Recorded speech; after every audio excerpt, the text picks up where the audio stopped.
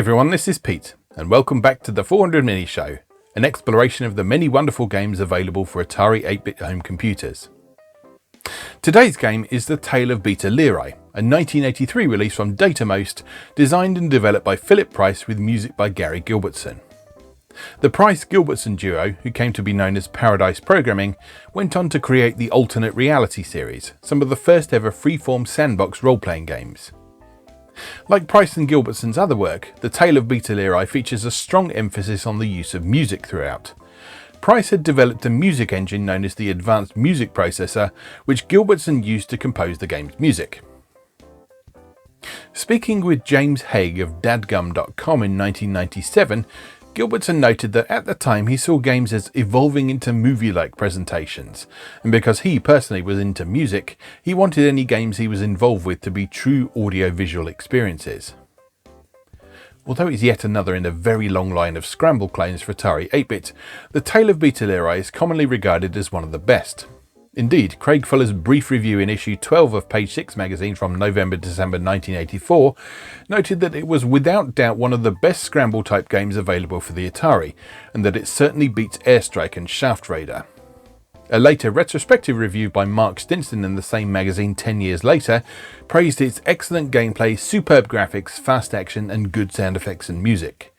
By 94, the game was available for 95p on cassette and £1.95 on disc too, so it was an easy recommendation for those still playing games on what Page 6 was calling the Atari Classic by this point. I've never been very good at this game, but I've always respected it greatly, so I think it's high time we took a look at it. Let's go play the Tail of Beta Lyrae. Okay, here we are with the 400 Mini ready to play the Tail of Beta Lyrae.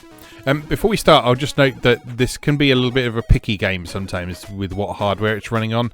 So if we just take a look at my game settings, I've got this set to emulate the Atari 800, which had a bit more memory than the 400, but uses, excuse my watch, it has a bit more memory than the 400, and it runs an earlier version of the Atari operating system that the 800XL and 130XE do.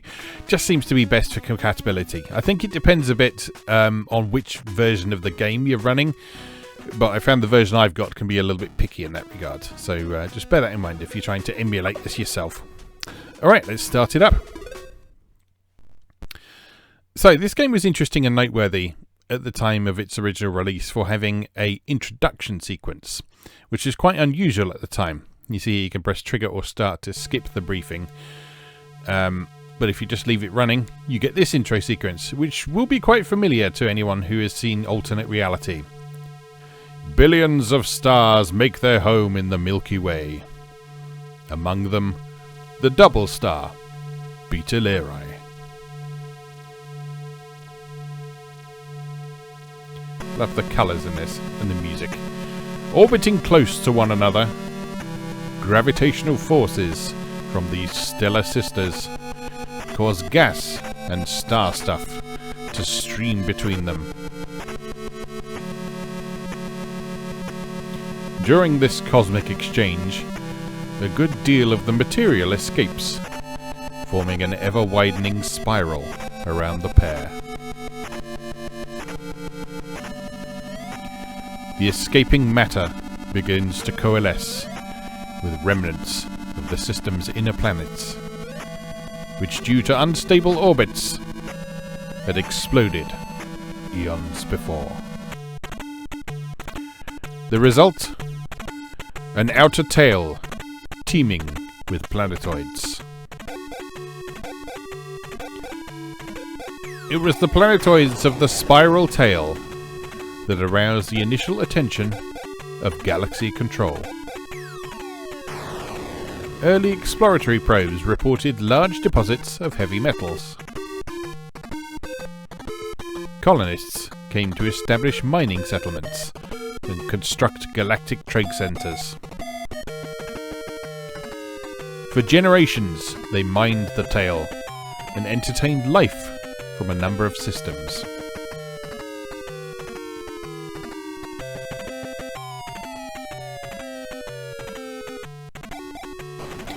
Now, a nomadic race of aliens has taken over the mining operations and settlements.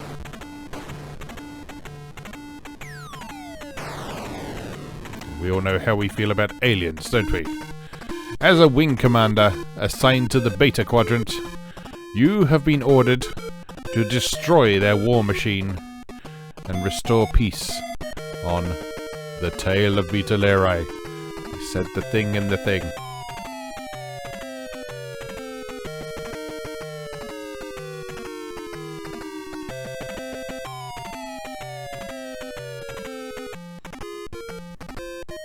Before you enter the Tail,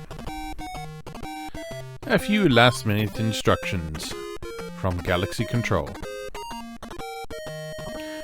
Just before leaving the mothership, you will be given the option to fly your mission with a 5 or 7 ship wing. That means you can choose how many lives you have. During the mission, your attack wing will be reinforced with an extra ship for each sector completed. You may select, via your console, to fly the mission along with commanders from other wings. There is a alternating 2-player mode. The extent of the alien presence varies from body to body within the Tail of Beta Lyrae. More experienced commanders should program their ship's computer to fly to heavily fortified areas of the Tail. Pressing a number between 1 and 6 on the console will establish mission difficulty. Higher the number, harder the mission. The ship's particle beam weaponry is awesome. However, its use consumes large amounts of energy. Overuse will count against you. Fire control via the red joystick button. Because yes, it's still assuming that you're using a CX-40. Your joystick controls thrust and altitude. Locating the caves housing the alien power generators will trigger the aliens' retreat from the surface. Destroy as many of these retreating ships as possible. So we're just doing a genocide. It's fine. Moving on. Your computer will lay in a course for the nearest alien position. During your journey through space, you must navigate around any small asteroid-like debris you might encounter.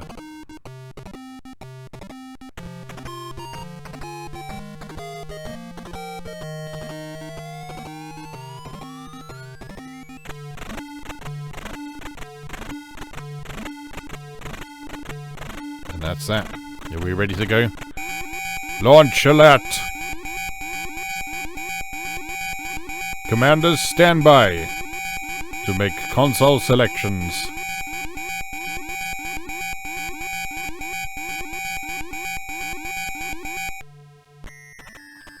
And here we are. So we can press the option key to choose between 5 or 7 ships and select for 1 wing or 2 wings, 3 wings or 4 wings. So you can actually play up to 4 players. You need 4 joystick ports to do that, which you have on the 400 Mini. But which later Atari computers would not have had. And you see at the bottom it says Cadet Mission, so we're starting on the easiest difficulty level. Now this game is really bloody hard, so I don't know how far we're going to get today, but let's have a go. Right, off we go. Now, yes, this is a Scramble claim, but there's a few noteworthy things about it. Firstly is the speed it moves at. It's a lot faster than a lot of other games like this. Secondly, there's some interesting and strange mechanics in this. Like you might notice that my ship is actually getting pulled around by some of these enemies. They have a sort of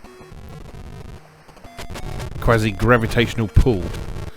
It's those sort of circular orb-like objects that have that effect on you.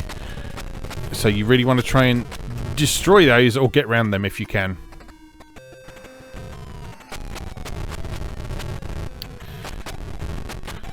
And you might notice at the top of the screen, my score is actually going down by 10 points with every shot I fire. So that's what it means about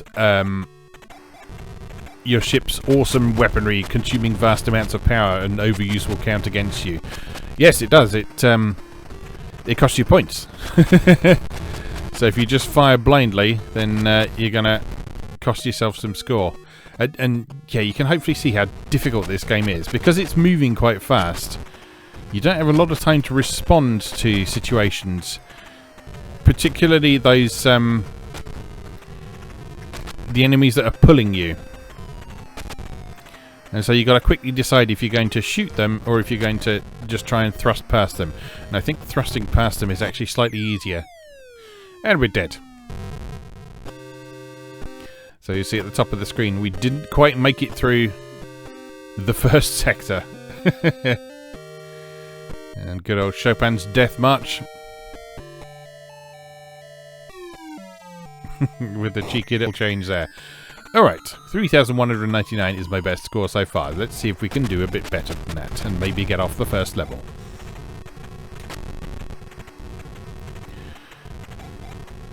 So yeah, succeeding in this game is as much about recognizing all the different obstacles and how they work and how moving past them, how you should time moving past them and shooting them and that sort of thing as well. So there's things like the orb objects there, there's the cannons that are firing up into the sky. The things you can't shoot, the sort of dumbbell looking things you can't destroy, so you have to avoid those. So you need to bear that in mind while you're shooting things. So it's a game that does take a bit of practice, and I won't lie, I knew this game was supposed to be good when I was a kid, but its difficulty really put me off playing it a lot. I really like the intro, I really like the music, I really like the presentation, I like the whole idea of this game, but as a kid it was just way too difficult for me. And I saw all these great reviews for it in magazines like Page 6 and so on. And I was like, yeah, I'm sure it is good, but you know what, I don't I don't like it very much. But that's why we're revisiting it today. I'm giving it a proper chance to see how we get on with it. So we've actually got through all the subsectors of that first sector now, so we're into the caverns now. Which is where it becomes a little bit more explicitly Scramble-like. This sort of jagged cavern shape is really iconic for this era of gaming, I think. This cavern's created by sort of randomizing whether the next pixel was higher or lower than the previous one, creating that distinctive jagged look.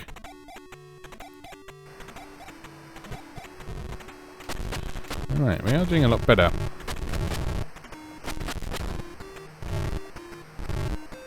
Oh. It's difficult to avoid those in the caverns because you've got the... Oh. Yeah, that's really hard actually. You don't have bombs in this, unlike other versions of Scramble. So you can't hit things that are underneath you. So if you've got one of those cannons that's in an awkward position, you've really got to time flying past it absolutely perfectly. Alright, so we got a lot further. We got a slightly higher score. Right. Let's go.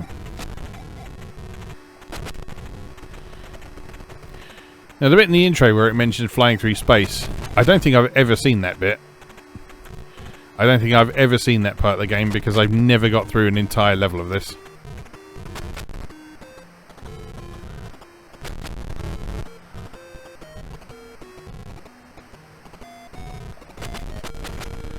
I think the thing to do is just to not worry too much about shooting things and just try and survive as much as you can. Blast a few things when you are able, but don't go out of your way to put yourself in danger.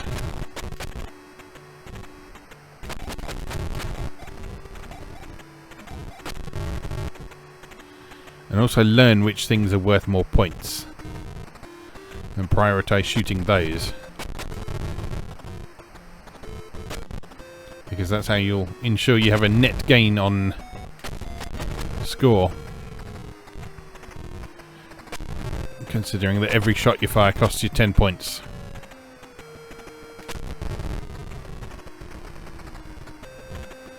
Alright, going alright. Oh, no, that went poorly.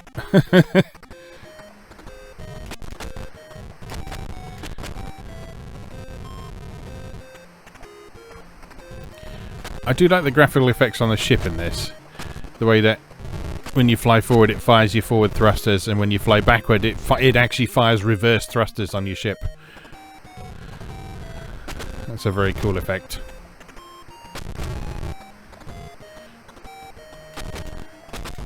And it's kind of very representative of the level of detail that Price and Gilbertson like to put in their work. Whoops. With alternate reality, of course, being the absolute prime example of that. One of the most incredibly detailed games that was produced for 8-bit platforms. Incredibly ambitious, incredibly ahead of its time. We'll have to spend some time with that one day. But it's a complex game that takes a bit of setting up.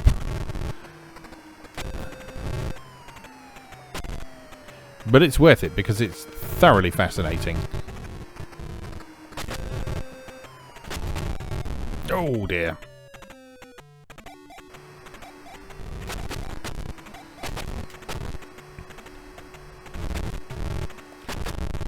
Oh. Those sharp corners are really difficult to get around.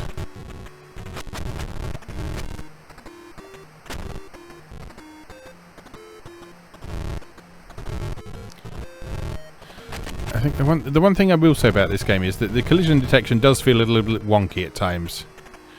You might have noticed there's a few occasions when I'm shooting those aerials in particular, where it looks like I'm hitting them, but it doesn't register a collision for one reason or another.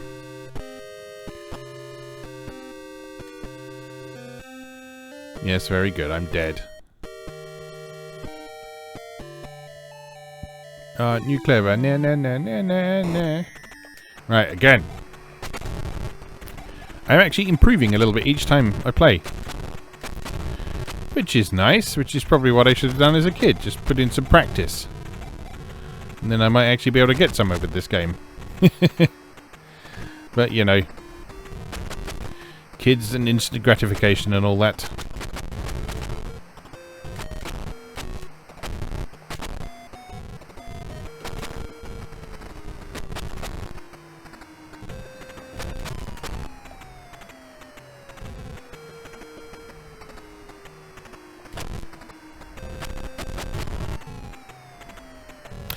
I think this game is quite noteworthy, considering how early it was, for having a continuous background music loop. I mean, it's fairly simple. It's like just a short extract of that piece of music we heard in the intro sequence. But it is running all the way through the game. We've still got sound effects while that music is playing, which we've seen with numerous other games is not common at all. Particularly on the Atari ST, you tended to have music or sound effects, just because of the limited number of sound. Oh, damn it! Just because of the limited number of sound channels available.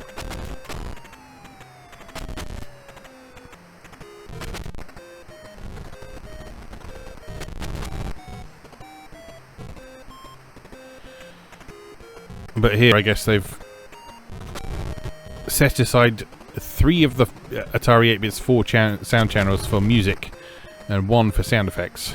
Oh, how the hell do you get around that? Oh dear. Yeah, that sharp corner, I honestly do not see a way to get around that. Now, you may have noticed while we're playing that the level layouts are actually randomized. So you get a slightly different game every time you play. I wonder if that does mean that sometimes you are just flat out presented with an unwinnable level.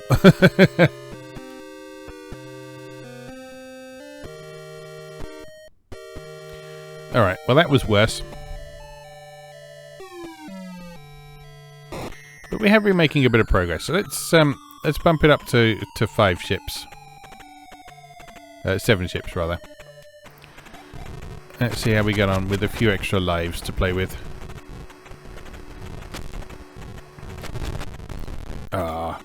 explosions kill you in this game. It's one of them.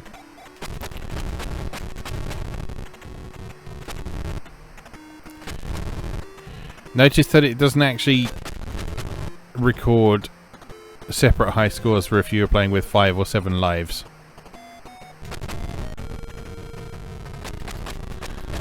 So if you wanted to track your high scores for this game, you'd also need to track what settings you were playing on.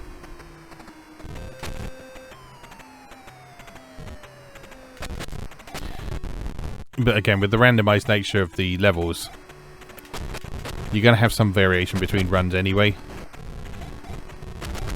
Because some times through the game are going to be notably easier than others, depending on what obstacles you run into.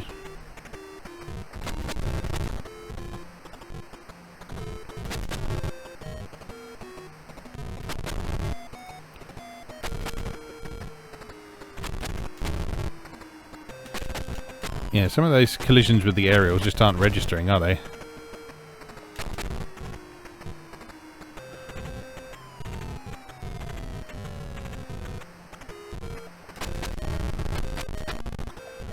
Alright, oh no, that's not good. There was no way of getting through that. God damn it.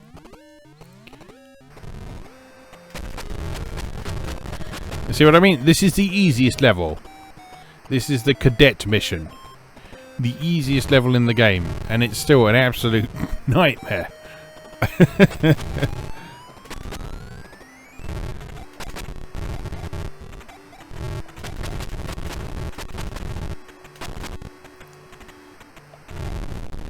Ah, damn it.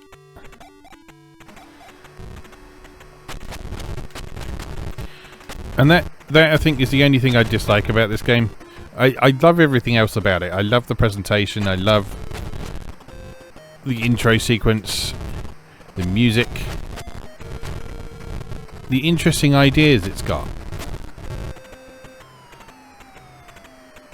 Like, yes, it's a Scramble claim, but it's a very good one that does things a little bit differently from certain other ones.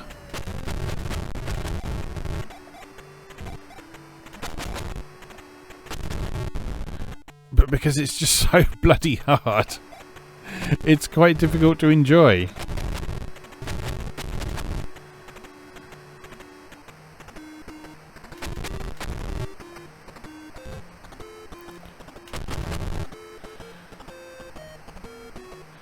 And the addition of bombs would have really helped this, because it would let you hit targets that you're flying over the top of.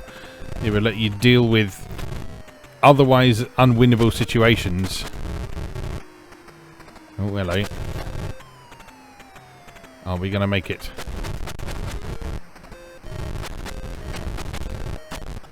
We're on the last subsector of the caves.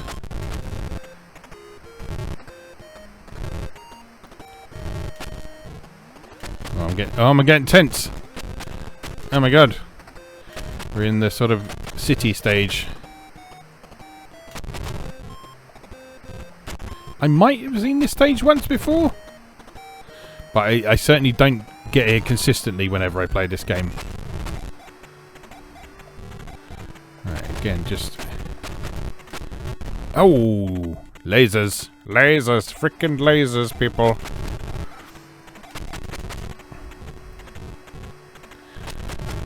But yeah... Ah, damn it! Just concentrate on survival. Don't go out of your way to shoot stuff. There is plenty of stuff to shoot that will be in your path. Just make sure you... Oh, damn. Oh, hello. A different piece of music.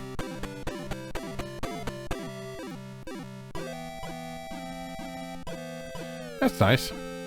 You get different bit of music depending on how far you got.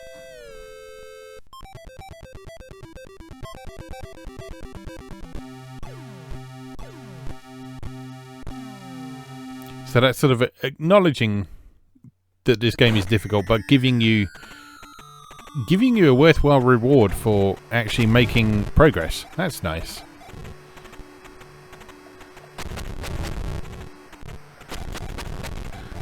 So yeah, I think they knew this game was absurdly difficult.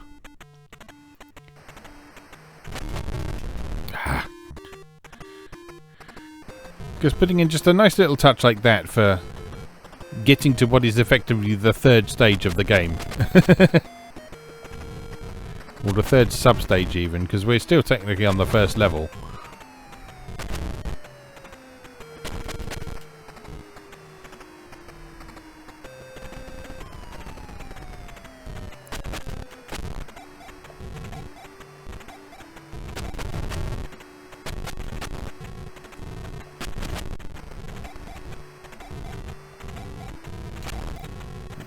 Fly past those things, don't worry about them, don't try and shoot them because it never works.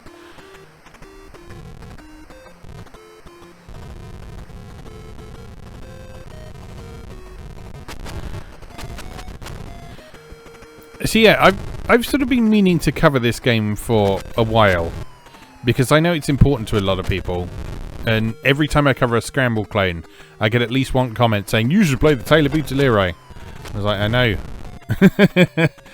But oh, damn it. I've been putting it off because of the difficulty. Just because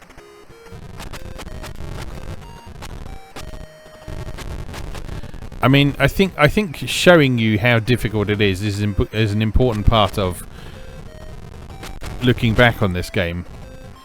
But also I don't want to show you completely incompetent gameplay because that's no fun for anyone. It's not fun for me, it's not fun for you. It might be fun for you, I don't know. Depends on how sadistic you're feeling.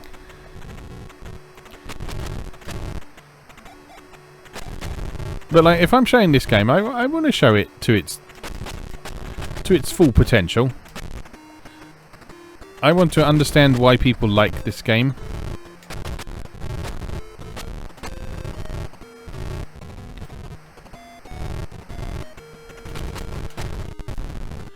And so yeah, I'd been putting off covering it just because I knew it was so difficult, and I knew that it was going to be a challenge getting through more than those first stages even. But I'm actually quite happy with the progress we've been making today.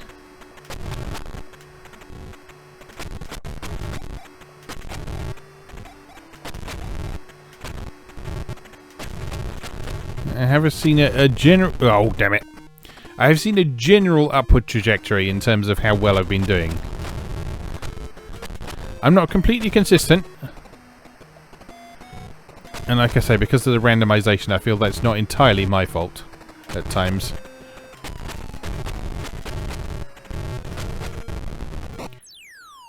But overall, I am getting better. My average score is getting higher. We've made it into that third sub-stage. And we heard the different piece of music you get when you die in the third sub-stage, which is something. And I'm actually quite enjoying myself, so let's have another go.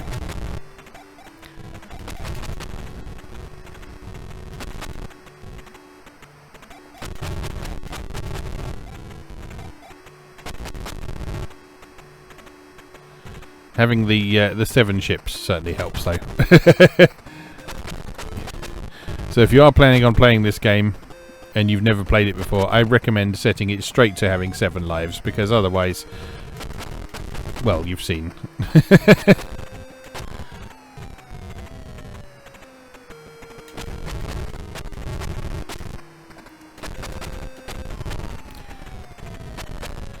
I think this game's a really good example of arcade-style risk versus reward, because so many of those ground targets are risky to go after.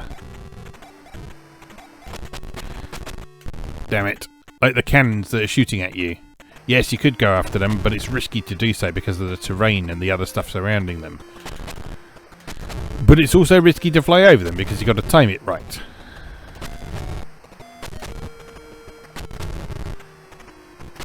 And so playing this game is a constant string of interesting decisions to make.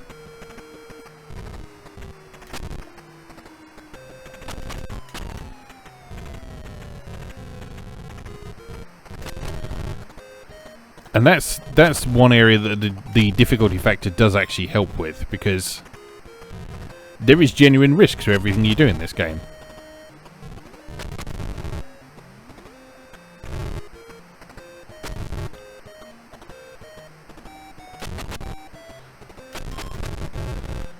And having to make those decisions makes this game a lot more interesting than it would be if it was just a fairly easy ride to the finish. Like if you compare this to something like Caverns of Mars 2, which we looked at a while back, the difference is night and day.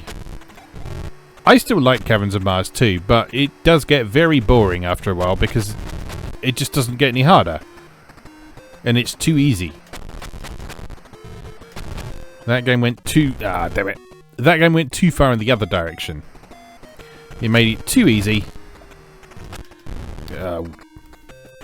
And that just meant that you just end up looping around the exact same levels over and over again. And eventually you just think, well, why am I still playing this?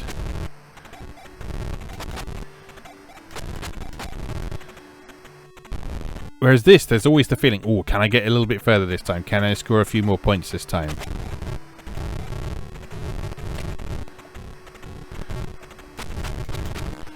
I'd maybe argue that it could stand to be a little bit easier to begin with, to allow the player to make a little bit more progress and see a little bit more of the variation the stages have to offer.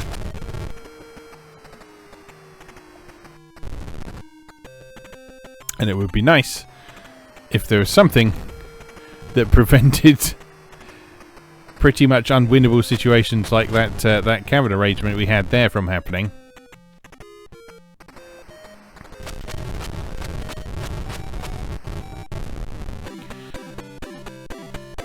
Oh, I guess it's based on score then.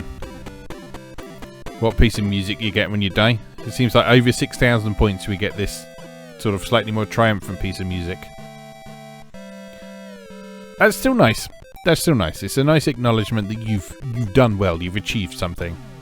I wonder if there's more pieces of music for higher scores than that even. Right, again.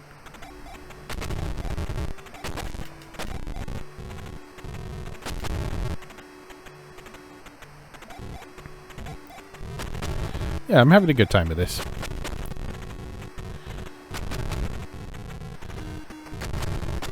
Like I say, as a kid, this was often a game I'd boot up to watch the intro sequence, play once, remember I didn't enjoy it very much, and then just leave it. Which meant that I never put in the practice to get better at it. Which is the thing with hard games. You can get better at them, but you need to practice. The same as anything, really. Anything that's difficult, you need to put into practice to be able to do it. You can't achieve everything straight away. It's just a matter of if that practice feels worth it. That practice has to feel worthwhile. You have to come away from a practice session feeling like you've made some progress, feeling like you've made an impact in your ability to do the thing.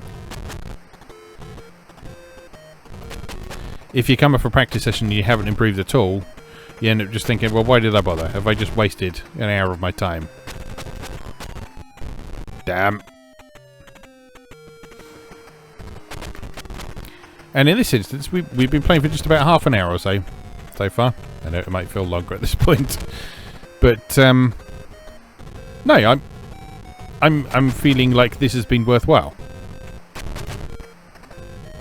I'm feeling like I have a better understanding of the overall feel of this game and how it works, and how to enjoy spending time with it. Into the cave. Oh, that's that is. Oh. I was going to say that's nasty, but it was actually a lot more straightforward to get through than I thought it was going to be.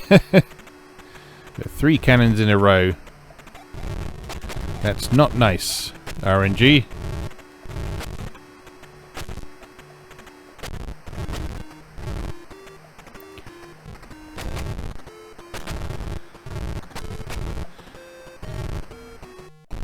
Damn.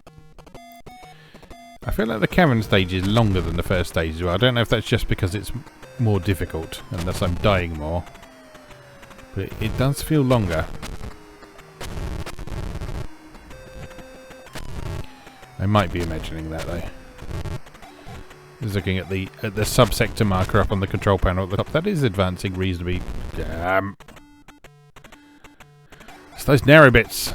Those narrow bits are near impossible to get through.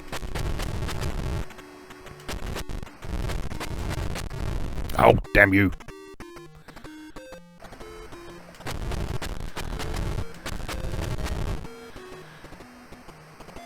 Those rocket ships that launch really quickly were always one of my least favourite things to deal with in this game.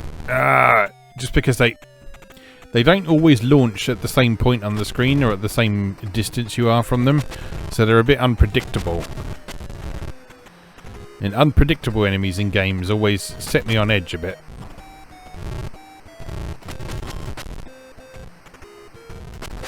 Alright, come on, we're nearly through. We are through. Oh no! Alright, come on. One spare ship.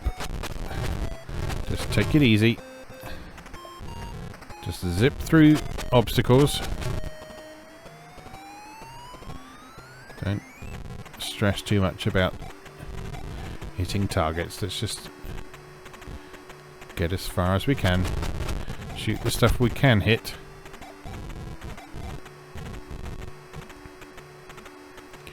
Yeah, the tricky bit about this stage is you see lots of very high buildings. So you need to stay high, but if you want to hit some targets, you really need to sort of go a little bit lower down the screen. But that's risky. Risk versus reward, see? Risk your life for some points. Ooh, lasers.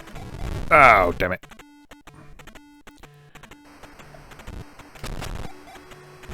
Making good progress, though. We don't have as many points as that one high school. Oh, damn it! Damn it. We could have got through that time, but... well, we didn't, so... progress, though. Notable progress.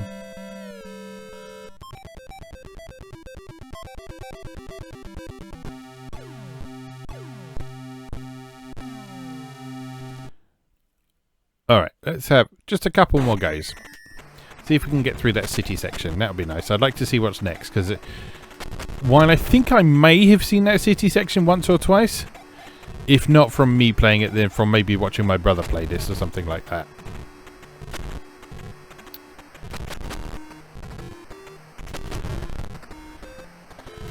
But whatever's after that, I don't think I've ever seen. So it would be... damn! It would be lovely to see what's next. That would be such a nice way to close out this video. I realise saying this, I've cursed myself to never be able to get through that stage now. Because this playthrough isn't going great so far. No, no, no.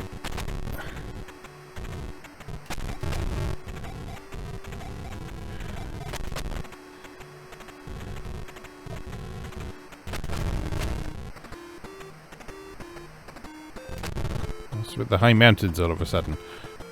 No, no, no, no. Oh. This game's being mean to me.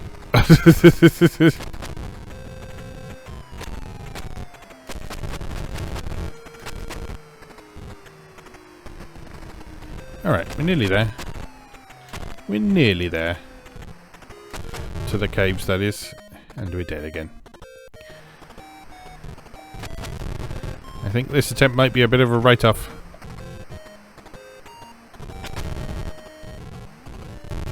Ah, damn.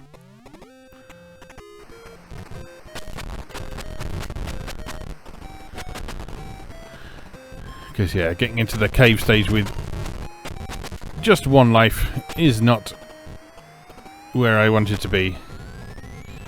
And I'm not entirely sure we're even going to make it at all at this point. You do get an extra life for making it through each sector, though, like it said in the intro. No, I'm not getting through there. There's no way. There's no way you can do that. That's kind of bullshit.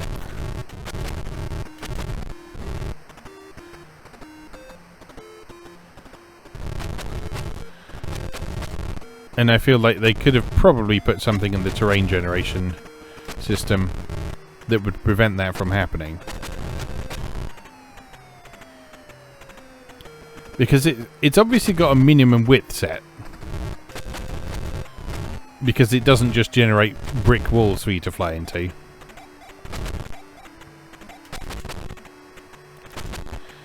But I guess it would just need to set that minimum width a little bit wider than it is.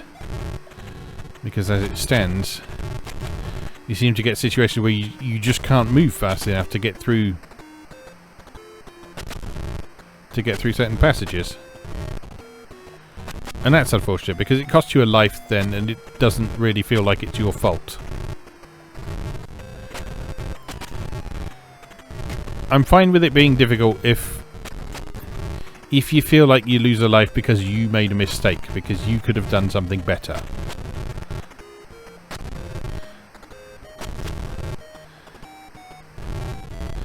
But losing a life because of something that doesn't feel very fair... I know it sounds terribly whiny to go, oh, it's not fair. But I mean, you know, sometimes it isn't.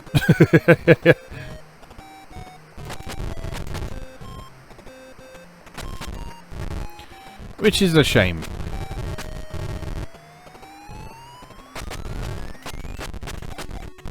Damn. I might actually beat the high score at this rate. No. I did it to myself, didn't I? I should know by now. I should know by now not to say, ooh, I did pretty well.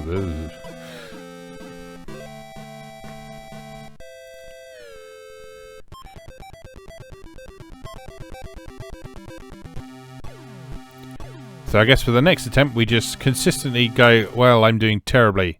This is the worst attempt I've ever had. Can't believe how badly I'm doing.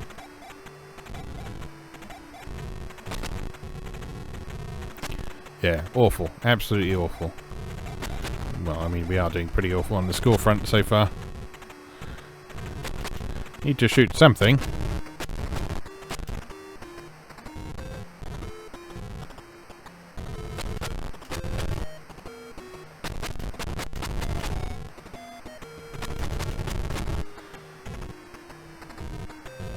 Right, just ignore the orby things. They are more trouble than they are worth. The important thing is surviving, because if you can't survive, you can't score points. Obviously.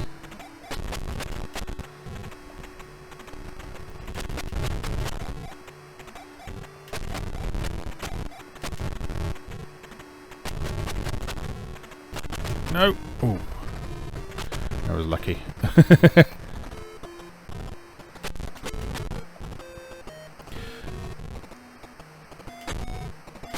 So yeah, hopefully you can see.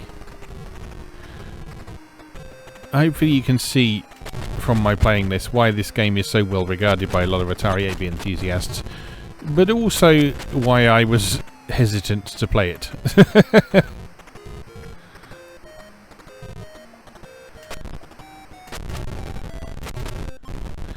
Because it is brutally unforgiving. Occasionally unfair. Has a few technical flaws, notably the collision detection.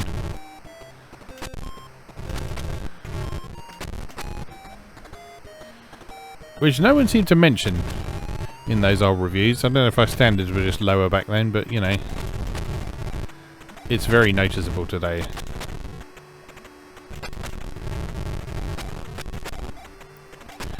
Particularly when there were so many games like this on the Atari 8-bit that did have very good collision detection.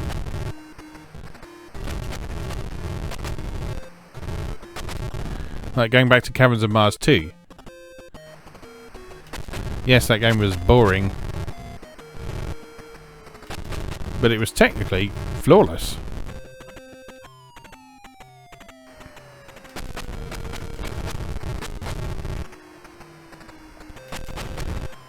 No problems with collision detection. Lovely smooth scrolling, nice smooth sprite movement with a very large player sprite.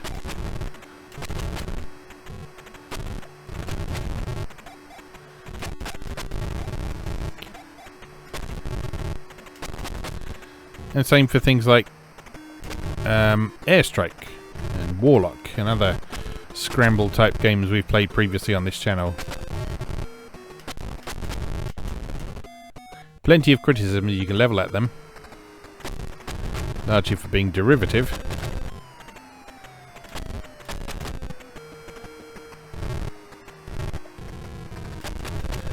But none of them were particularly technically flawed. Ooh. We've beaten the high score.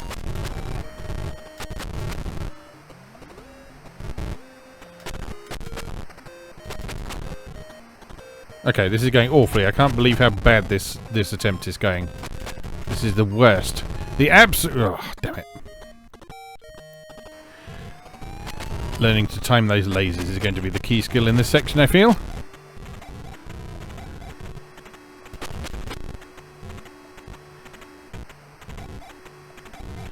They don't show up often, but when they do, it ain't good.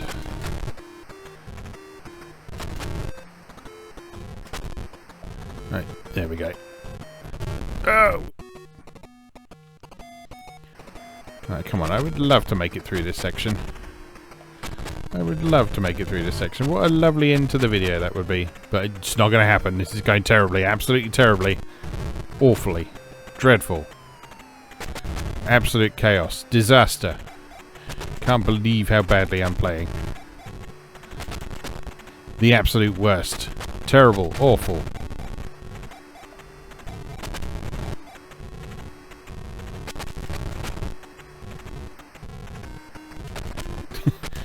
those little single pixel buildings that are popping up there. Gotta love randomly generated terrain. Right, breathe. Just breathe. Concentrate. Breathe. No! That's not breathing and concentrating, is it? That's messing up.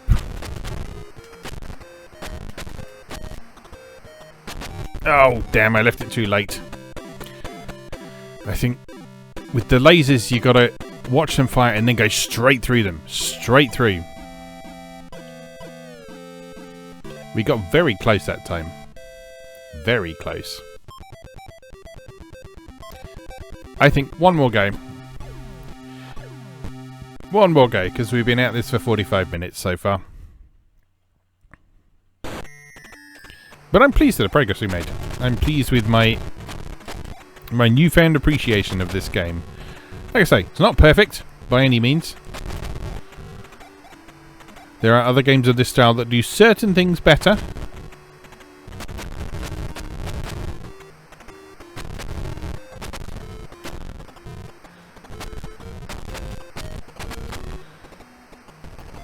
But like I say, hopefully you can see why this is such a fondly regarded game among Atari 8-bit enthusiasts.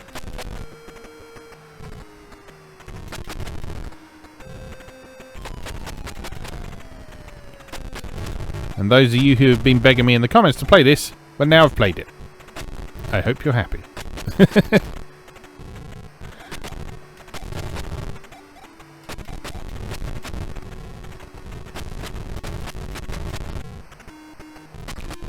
Don't. Yeah. Oh, damn it.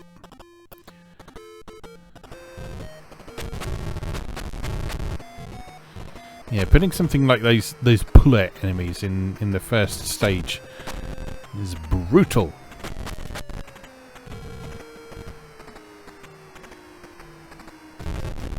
No, that was stupid. I guess you could say it's just setting expectations up front. Alright, come on now. Oh, that was not very nice.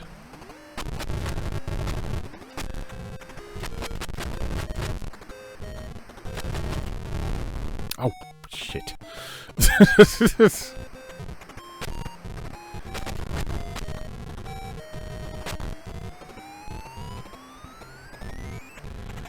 Now this has actually not been a very good go.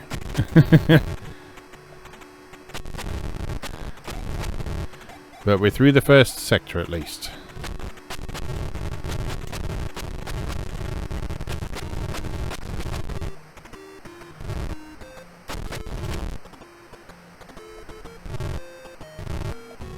Ooh.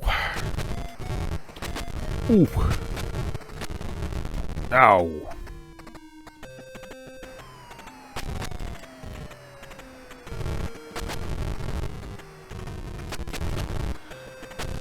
Got a much better feel for the rhythm of those cannons now. So like I said, the things that give me the most grief in this game are the more unpredictable elements, like the fast launching rockets.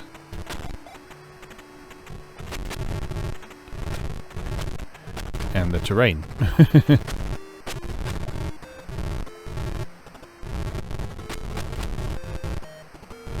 Oh, damn it.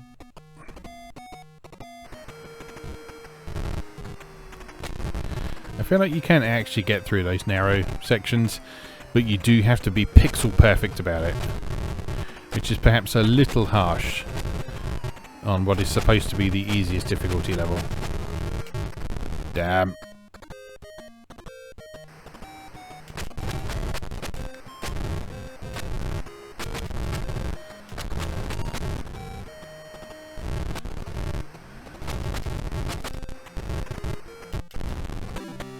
Curses. I know I said one more, but you know, maybe just one more. Maybe just one more.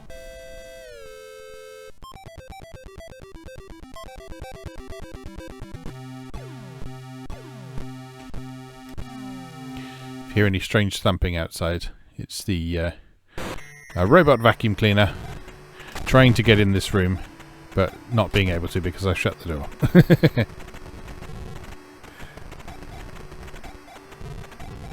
Completely forgot about that when I started when I started recording.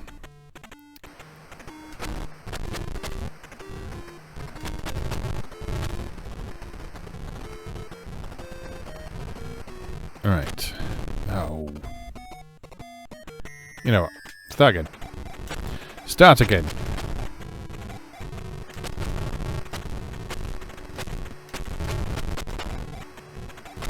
Ah. I'll allow it.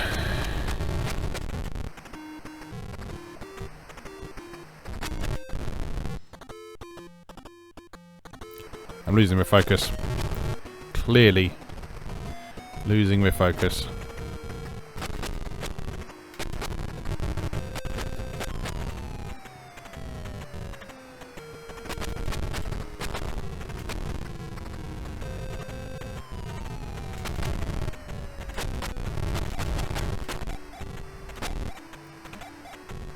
Now I'm concentrating too hard to say anything. I just want to get through the city stage. Risk versus reward. Risk not worth reward. Just make it through the level. Just make it through the level. Oh.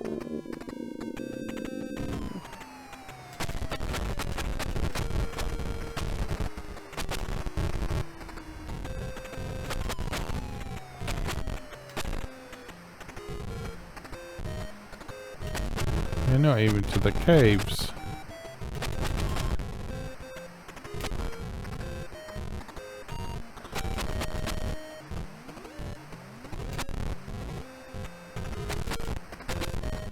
Yeah, nearly to the caves though. No, no, no. Oh. Did I actually destroy one of those dumbbell things there? I didn't think you could destroy those. Maybe it was just because I crashed into it. Alright, here we go. Clip the wall.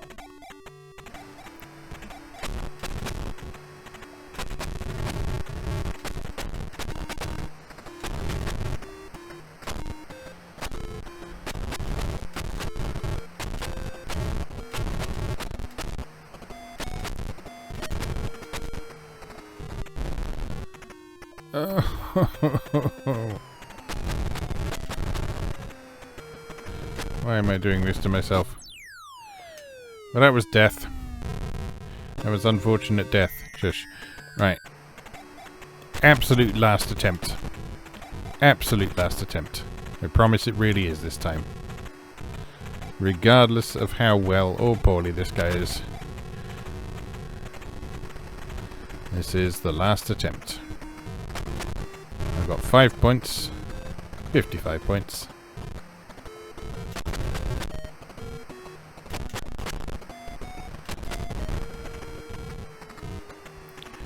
At least it doesn't stop you from firing when you have no points. That would be really harsh.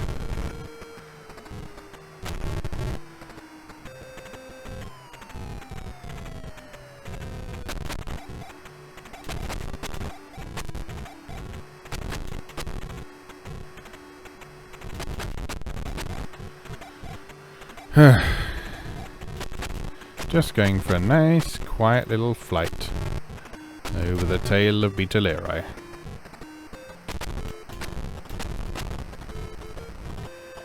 Just a nice, quiet little pleasure flight with explosions. Got a long way on one life at least. Okay, score's not great, but you know, it's not just about the score, is it? It's about surviving.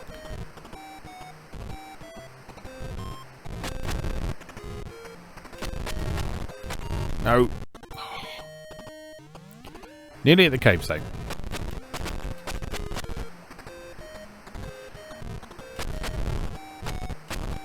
Nearly at the caves and not in a terrible position. We are at the caves and not in a terrible position. We do have a terrible score though.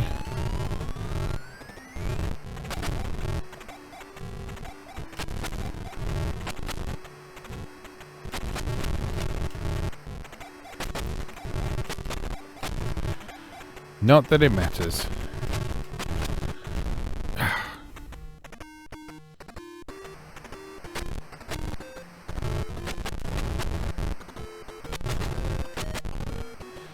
It stops taking joystick inputs between you clipping something and your ship actually exploding. So sometimes it feels like you might have got away with something,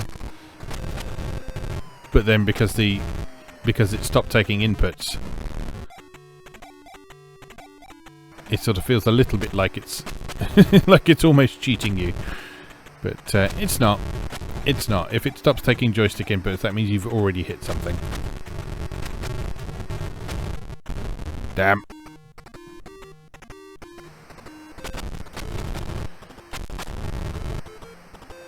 Oh, I was feeling so positive when we came into the caves. And that feeling's just gone away completely.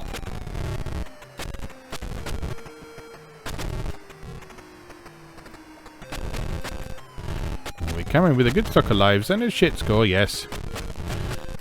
But a good stock of lives, nonetheless.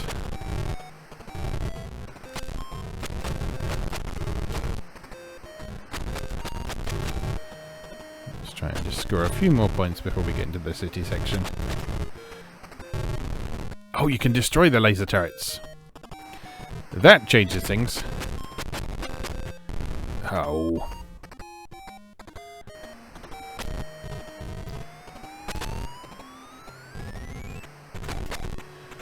I should have thought of that, because you can destroy everything else. Then why wouldn't you be able to destroy the laser turrets? Silly. I'm a silly fool with no lives left and a terrible score.